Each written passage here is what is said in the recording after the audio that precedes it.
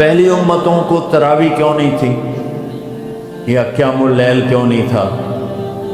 کہ ان کو اپنی کتاب یاد ہی نہیں ہوتی تھی، وہ اپنی کتاب کے حافظ نہیں ہوتے تھے، وہ اپنی کتاب یاد ہی نہیں کر سکتے، صرف نبی کو یاد ہوتی، کوئی کتاب پہلے یاد نہیں ہوتی کسی۔ اللہ نے ہمارے لیے کتنا آسان کر دیا ہے۔ تو اللہ نے ہمیں ایک عبادت دے دی کہ میرا قرآن پڑھو اور سنو۔ تو میرے نبی نے کہا یہ رات کی نماز کے ہر سجدے پر 1500 نیکی لکھی جاتی، 1500 نیکی لکھی جاتی، اور اللہ تعالیٰ ہر سجدے پر جنت میں ایک محل بناتا ہے جس کے 60,000 سونے چاندی کے دروازے ہوتے ہیں، اور ایک درخت اس کے لیے لگاتا ہے جس کے نیچے 100 سال گھوڑا دوڑ سکتا ہے۔ ابتدائی سالوں میں نہیں، چند سالوں کے بعد اب مسجد میں تشریف لائے تو لوگ اس طرح کوئی 4 ادھر 4 ادھر 5 ادھر 10 ادھر 20 ادھر، کہنے لگے ان کو ایک امام پہ جمع کر دیا جائے تو کتنا اچھا ہوگا۔ تو آپ نے سب کو اکٹھا کیا اور ابی بن کعب رضی اللہ تعالیٰ عنہ کو امام بنایا اور سب کو ایک نماز پہ جمع کر کے 20 رکعت کی حکم عطا فرما۔ لیکن اللہ نے ہمیں ایک نماز عطا فرما جس کو ہم آج صلاۃ التراویح کہتے ہیں۔ میرے نبی کے زمانے میں اسے قیام اللیل کہا گیا تھا۔ تراویح کا نام کب پڑا اس کا تو مجھے پتہ نہیں، کہیں نہ کہیں لکھا ہوگا، لیکن صحابہ کے دور میں اس نماز کا نام تھا قیام اللیل۔ اس لیے حضرت عائشہ رضی اللہ تعالیٰ عنہ کی روایت ہے جس سے 8 رکعت والے حضرات استدلال کرتے ہیں کہ رمضان اور غیر رمضان میں اس کو امام بخاری نے قیام اللیل کا ہی عنوان دیا ہے۔ آپ نے 11 رکعت سے زیادہ نماز نہیں۔ ایک ضعیف روایت میں ہے کہ آپ نے 3 دن پڑھائی نماز، یہ تو صحیح روایت۔ کتنی رکعت پڑھائی؟ تو ایک ضعیف روایت میں ہے کہ 20 رکعت پڑھا۔ اچھا، ضعیف روایت سے عبادت ثابت نہیں ہو سکتی حکم شرعی۔ تو جب حضرت عمر رضی اللہ تعالیٰ عنہ نے سب کو، اب میرے نبی کے دور میں 3 دن کے بعد آپ تو آئے نہیں کہ کہیں فرض نہ ہو جائے، تو صحابہ اپنے طور پر قرآن سنتے تھے تولیوں۔ صدیقی دور میں 2 سال وہ فتنوں میں گزرا تو اس میں بھی اسی طرح چلا کہ تولیوں میں ہو۔ حضرت عمر رضی اللہ عنہ کے زمانے میں حکومت مضبوط ہو گئی، طاقتور ہو گئے، تو ابتدائی سالوں میں نہیں، چند سالوں کے بعد اب مسجد میں تشریف لائے تو لوگ اس طرح کوئی 4 ادھر 4 ادھر 5 ادھر 10 ادھر 20 ادھر، کہنے لگے ان کو ایک امام پہ جمع کر دیا جائے تو کتنا اچھا ہوگا۔ تو آپ نے سب کو اکٹھا کیا اور ابی بن کعب رضی اللہ تعالیٰ عنہ کو امام بنایا اور سب کو ایک نماز پہ جمع کر کے 20 رکعت کا حکم عطا فرمایا۔ تو حضرت عمر کا یہ عمل اس حدیث کو مضبوط کر دیتا ہے کہ جو کہ میرے نبی نے کہا علیکم بسنتی و سنت الخلفاء الراشدین من بعدی، کہ میری اور میرے خلفاء راشدین کی سنت پر مضبوطی سے عمل کرنا۔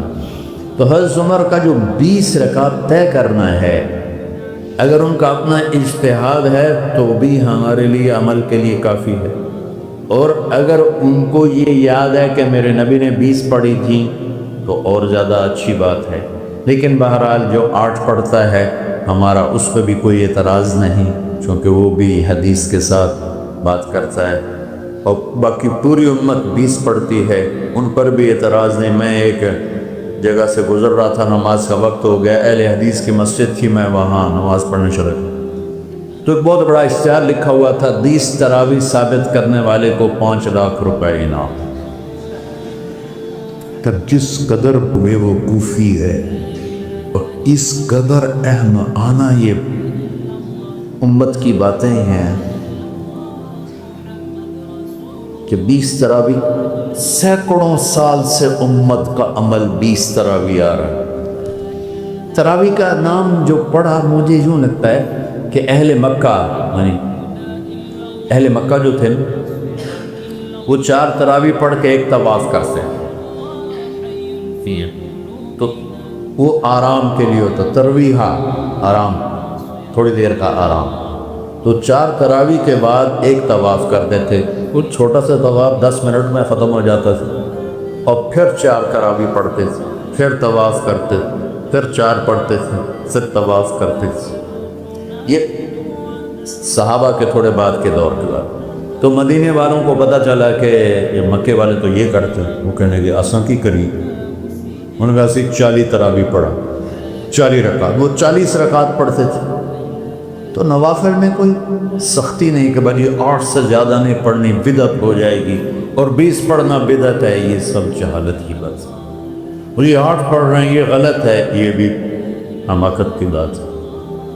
جو صحیح حدیث سے دلیل پکڑ کے کوئی عمل کرتا ہو بھائیو، اس سے بحث نہ کیا کرے، تو ناظرہ نہ کیا.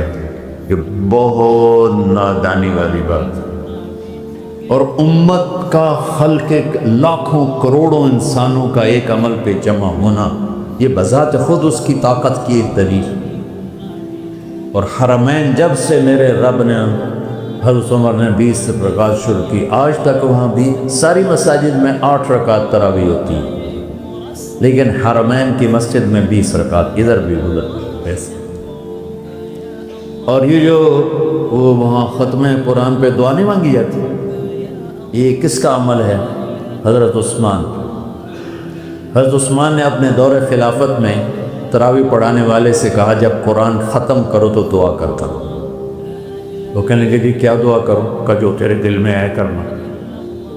تو ختم قرآن کی رات تراویح کی آخری رکعت میں من الجنت والناس کے بعد دعا کے لیے ہاتھ اٹھانا، یہ حضرت عثمان رضی اللہ تعالیٰ عنہ نے اس کو زندہ فرمایا. اور امام دعا کرتا تھا 1 منٹ 10 منٹ 20 منٹ جتنے بھی، اور پیچھے لوگ آمین کہتے تھے. وطر کی جماعت نہیں ہوتی تھی. وطر کو باجماعت حضرت مولا علی رضی اللہ تعالیٰ عنہ نے شروع کی کہ وطر کو بھی باجماعت پڑھا جائے. تو یہ ان کی سنت ہے کہ وطر کو باجماعت پڑھا گیا. تو یہ اب یہ سارے سنت جو کام تھے ان خلفائے راشدین سے ہوا وہ بھی سنت ہے. تو اللہ نے ہمیں ایک عبادت دے دی کہ میرا قرآن پڑھو اور سنو. پہلی امتوں کو تراویح کیوں نہیں تھی یا قیام اللیل کیوں نہیں تھا؟ کہ ان کو اپنی کتاب یاد ہی نہیں ہوتی. وہ اپنی کتاب کے حافظ نہیں ہوتے تھے، وہ اپنی کتاب یاد ہی نہیں کر سکتے، صرف نبی کو یاد ہوتی. اللہ نے ہمارے لیے کتنا آسان کر دیا کہ 7 سال کے یہ چھوٹے چھوٹے بچے قرآن یاد کر رہے ہیں، 70 سال کا بوڑھا قرآن یاد کر رہا ہے. یہیں یہ موری یوسف صاحب کا ساتھی تھا یا پتہ نہیں ان سے پہلے تھا سلمان، اور یہ سلمان آج کل امریکہ میں ہوتے ہیں، ہماری ایک شاخ چلا رہی ہیں. وہ شروع میں یہاں تھے تو یہاں تراویح پڑھانے کے لیے ہمارے پاس حافظ کوئی نہیں تھا. وہ حافظ نہیں تھے، وہ صبح بیٹھ کے شام تک 1 سپارہ یاد کرتے اور رات عشاء کی نماز میں سنا. 30 دن میں قرآن یاد کر کے سنا. یہ سنی سنائی بات نہیں، ہمارے اسی حسنین اسی ممبر اور محراب کی بات کہ یہیں اسی مسجد میں انہوں نے صبح سے مغرب تک یاد کرتے تھے اور پھر عشاء میں کھڑے ہو کے سنا دیتے. پیچھے ہوتے تھے لقمہ کوئی دینے والا شاید، لیکن بہت خوبصورت پڑھ کے 1 دن میں یاد کر کے سنا دیا. اور ایک مجھے نام بھول گیا، 3 دن میں قرآن یاد کیے، 10 سپارے 1 دن میں یاد کیے، 10 دوسرے دن میں یاد کیے، 10 تیسرے دن میں یاد کیے.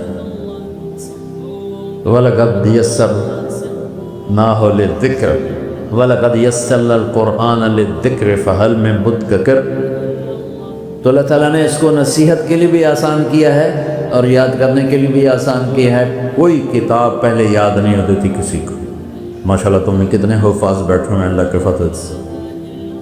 اور جب میں ذرا ہمت میں تھا تو میں 3 دن میں قرآن سنتا تھا تراویح میں، 10 سپارے 1 رات، 10 سپارے اس سے 10 سے، پھر ہفتہ ہو گیا، پھر 10 دن ہو گئے، پھر اب 15 دن ہو گئے، اب 20 دن بھی ہو جاتے ہیں۔ شروع میں 3 دن میں، اور یہی ہمارے مدرسے کے بچے جو مجھے سناتے تھے اور ماشاءاللہ کہیں نہیں اٹکتے تھے۔ ایک تو اسلام آباد میں ہوتا ہے اور ایک اب جنید ہے وہ امریکہ میں ہوتا ہے۔